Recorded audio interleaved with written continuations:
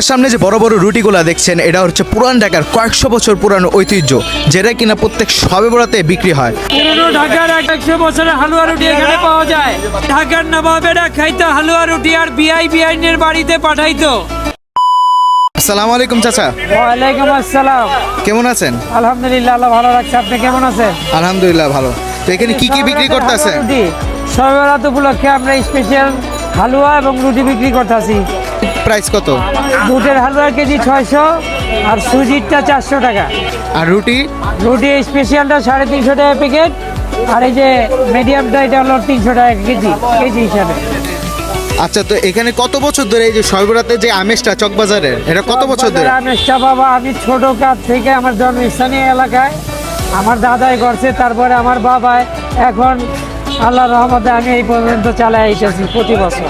আমাদের এই যে হালুয়া রুটি, এটা পুরনো ঢাকার একটা ঐতিহ্য।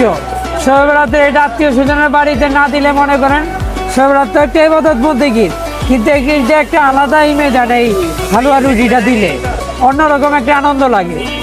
নামাজও পড়লো, হালুয়া রুটি লিয়ে গেল, এইটা ছাড়া যেমন শবে বরাত অপূর্ণ লাগে, কিন্তু ইবাদত করা লাগবেই, এটা ছাড়া কোনো উপায় নেই। এটার লোকেশনটা হচ্ছে পুরান ঢাকা শাহী মসজিদের যে রোডটা আছে সেটাই।